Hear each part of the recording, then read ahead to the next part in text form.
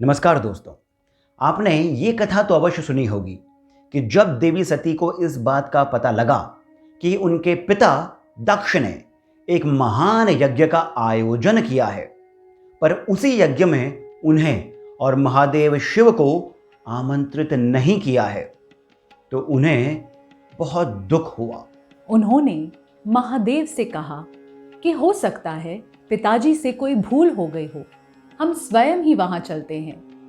पर जब महादेव नहीं माने, तब वे स्वयं ही उस यज्ञ में चले गए। वहां पहुंचकर जब उन्हें और अपमान सहना पड़ा, तो उन्होंने उसी यज्ञ की अग्नि में कूदकर अपने प्राण दे दिए। अब यदि मैं आपसे ये कहूं कि आपको ये कथा अधूरी पता है, आधी पता है तो, और यदि मैं आपसे ये कहूं कि इस कथा को पूरा सुनने के बाद, समझने के बाद आपको origin of universe, birth of the universe, यानी ये पूरा ब्रह्मांड कैसे बना, इसका विज्ञान, इसका साइंस समझ आ जाएगा तो ये होगा कि आपको हमारे ऋषियों पर गर्व होगा, भारतीय होने पर गर्व होगा, इंडियन साइंस की जड़ें कितनी गहरी है ये समझ आएगा, और साथ ही साथ देवी शक्ति मां जगदम्बा के प्रति आपका पूरा भाव बदल जाएगा। सच मानिए, आज की ये कथा और ये चर्चा बहुत ही इंटरेस्टिंग है। ये इतनी इंटरेस्टिंग है कि इसे समझने के बाद आप खुद ही इसे दूसरों को भी समझाएंगे। तो आइए, देर किस बात की।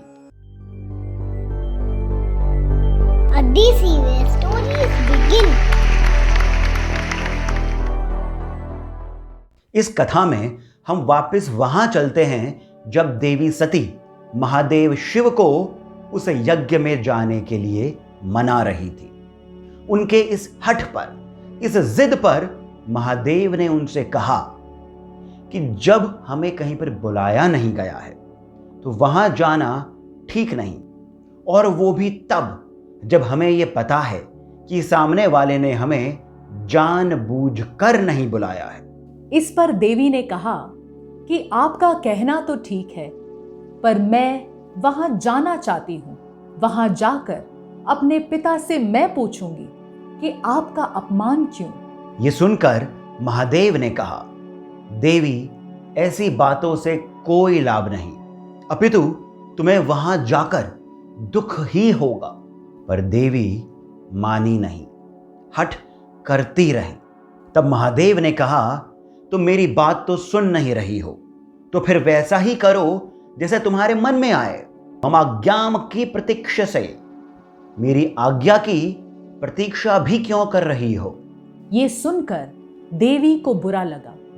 उन्होंने सोचा कि ये तो मुझे बुद्धिहीन समझ रहे हैं, ये ठीक नहीं है। महादेव को बताना पड़ेगा कि मैं कौन हूं। देखते ही देखते देवी का रूप बदलने लगा। उनका शरीर विशाल हो गया, होंठ फड़कने लगे, आंखें लाल और बड़ी हो गईं, जीभ लपलपाने लगी, उनके 4 हाथ हो गए। शरीर इतना तप गया था कि पसीना टपक रहा था। गले में मुंड माला झूल रही थी। शरीर सूर्य की तरह चमक रहा था, और देवी महादेव को देख क्रोध से भयानक गर्जना कर रही थी। महादेव कांप उठे। उन्होंने 2 पल के लिए अपनी आंखें बंद कर दी, पर फिर उस भयानक स्वर को सुनकर, गर्जना को सुनकर, वे वहां से उठ खड़े हुए और एक ओर चल दिए। शिव उस दिशा की ओर मुड़े। उन्होंने वहां एक प्रचंड देवी को खड़ा पाया। वो वहां से मुड़े और दूसरी ओर जाने लगे, पर वहां भी एक अन्य देवी खड़ी थी। वो भी भयानक ही दिख रही थी।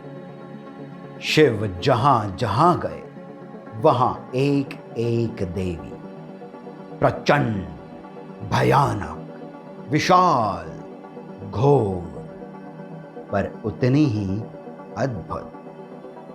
शिव रुक गए और हाथ जोड़कर बोले, देवी आप कौन हैं?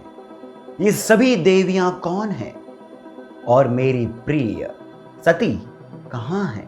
तब देवी ने मुस्कुराते हुए कहा, महादेव, आप मुझे नहीं देख पा रहे हैं, मैं ही सती हूं, और इन 10 दिशाओं में आप जिन्हें देख रहे हैं वे सभी देवियां कहलाती है महाविद्या। दोस्तों, ये तो हुई पूरी कहानी, पर इस कहानी की बात पूरी नहीं हुई। इससे पहले कि हम इस कहानी में छिपे साइंस पर आएं, हो सकता है आपके मन में कुछ क्वेश्चंस आ रहे हों।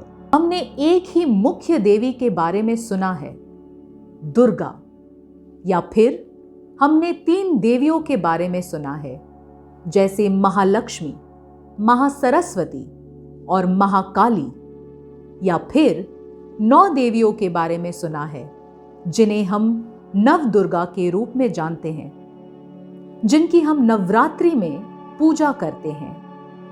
ये अन्य देवियां कौन सी है? और क्या ये 10 का कोई लॉजिक है, या ये बस 10 डायरेक्शंस को बताती हैं?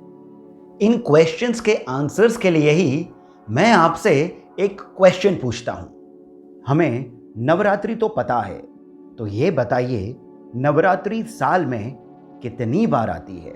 2, 4, 2 नहीं, नवरात्रि साल में 4 बार आती है ना? इंटरेस्टिंग। आइए जानते हैं कैसे। नवरात्रि अप्रैल के आसपास एक बार और नवंबर के आसपास दूसरी बार आती है। ये वर्ष के संध्या काल के समय आती है। संध्या यानी संधि, ट्रांजिशनल फेज, जब मौसम में बदलाव आता है, वो वर्ष में हो या दिन में। एक दिन में संध्या कितनी बार आती है? 4 बार। एक तो सूर्योदय के समय और एक सूर्यास्त के समय, ये तो हमें पता है।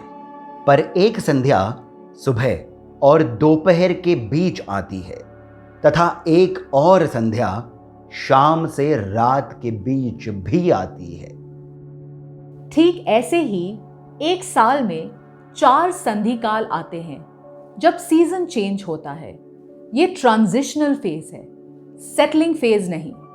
इस ट्रांजिशन फेज में एटमॉस्फेयर में भारीपन आता है, बीमारियां अधिक होती है, नेगेटिविटी ज्यादा बढ़ जाती है, और इसी कारण नवरात्रों में हवन की विधि है, जिससे नेगेटिविटी दूर होती है। जिस तरह दिन की 2 संध्याएं, 2 संध्या काल आपसे गुप्त रहे, उसी तरह साल की 2 नवरात्रियां भी आपसे गुप्त रहें, और इसी कारण इन्हें गुप्त नवरात्रि कहते हैं। एक आती है जनवरी फरवरी के आसपास और दूसरी जून जुलाई के आसपास। ध्यान दीजिए, ये भी समय सीजन चेंज का ही है। नवरात्रि और गुप्त नवरात्रि में अंतर यह है कि जहां मिलजुल कर सबके साथ जागरण करते हुए नवरात्रि मनाने की विधि है, वहीं गुप्त नवरात्रों में फोकस इंडिविजुअल होता है। ये फेज सेल्फ ग्रोथ का होता है, क्योंकि इन नवरात्रों में ध्यान महाविद्या का किया जाता है। इसे गुप्त छुपाने के पर्पस से नहीं कहा जाता। इसे गुप्त कहलाने का कारण यह है कि विद्या का बखान नहीं किया जाता, ढिंढोरा नहीं पीटा जाता, अनाउंसमेंट्स नहीं होते। क्योंकि विद्या प्राप्ति का पर्पस क्या है यदि उसे पाकर एक ठहराव नहीं आता, एक मैच्योरिटी नहीं आती, और ये तो महाविद्या है। नवदुर्गा देवी की तीनों मूर्तियों और महाविद्या में भेद यही है कि नवदुर्गा देवी के अवतार हैं। जैसे महालक्ष्मी, महासरस्वती और महाकाली ये शक्ति के गुण हैं, नेचर हैं, एलिमेंट्स हैं। और महाविद्या शक्ति की स्टेजेस हैं। ये स्टेजेस कौन सी स्टेजेस हैं? ये महाविद्या क्या है? ये 10 का क्या रहस्य है? और इन सब का ओरिजिन ऑफ यूनिवर्स के साथ क्या रिलेशन है? इन सभी बातों को जानने के लिए आइए एक अंतिम बार उसी कथा की ओर चलते हैं। महादेव का उन शक्तियों के बारे में पूछने पर देवी ने पूरा रहस्य बताना आरंभ किया, जिसे हम व्याख्या करते हुए यानी एक्सप्लेनेशन देते हुए आगे बढ़ेंगे। देवी ने कहा कि जिन्हें आप दक्षिण की ओर मुख करके साउथ फेसिंग होकर देख रहे हैं, वो साक्षात काली हैं। सृष्टि इन्हीं से प्रकट होती है और फिर इन्हीं में समा जाती है। यही शून्य है। जब कुछ नहीं था तब केवल यही थी। तम आसीत तमसा गूढ़मग्रे। सृष्टि से पहले सब अंधकार में था। यही परब्रह्म की इच्छा शक्ति है। यही वह स्पंदन है, वाइब्रेशन है, नाद का। इस इच्छा से पहले परब्रह्म सोया हुआ सा था, शव की तरह, बस था। इस शक्ति के जागने से ही वह शव शिव बन पाया। यहीं पर उपनिषदों का एक अद्भुत कॉन्सेप्ट अहम और इदम आता है। I and this. The knowledge of this will give the knowledge of I. परब्रह्म I है, अहम है और उन्हीं की शक्ति इदम है। इटर्नल डार्कनेस का जो कॉन्सेप्ट साइंटिस्ट्स देते हैं, हमारे ग्रंथों में उसी को काली कहते हैं। मेटाफिजिक्स में रैंडम इवेंट्स नहीं होते। हर एक घटना का एक कारण होता है। उस इटर्नल डार्कनेस में जो वाइब्रेशन था, वही परब्रह्म की इच्छा शक्ति थी, वही काली थी। अब आगे बढ़ने से पहले काली और बाकी सभी महाविद्याओं के बारे में जानने से पहले हम साइंटिफिकली ये समझते हैं कि ये 10 क्यों हैं।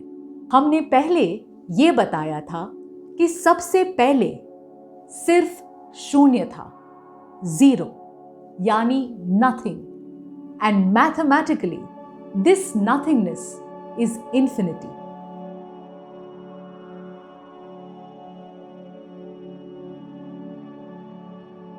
यानी जो क्रिएशन होगी वो इस ही इनफाइनाइट से ही तो आएगी। जब हर ओर यही है तो बाकी भी तो इस ही से आएगा। अब सीक्वेंस में 0 से 0 से 1 आया, प्रथम, पहला। इसी पहले को, एक को खुद से ही जोड़कर 2 बना और इसी तरह ये सीक्वेंस चलता है 9 तक।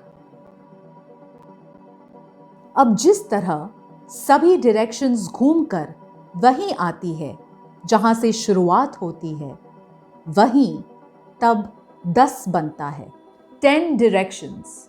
उसी तरह क्रिएशन के स्टेजेस 9 जगह होकर 10 पे पहुंचती है। इसी कारण सब कुछ 0 से शुरू होकर उस ही में समा जाता है। और यही कारण है कि 10 पूर्ण है, पूरा है। पर 10 से क्रिएशन नहीं होती। आगे बढ़ने के लिए हमें 1 को वहीं छोड़ना पड़ेगा, तभी तो हम आगे बढ़ेंगे।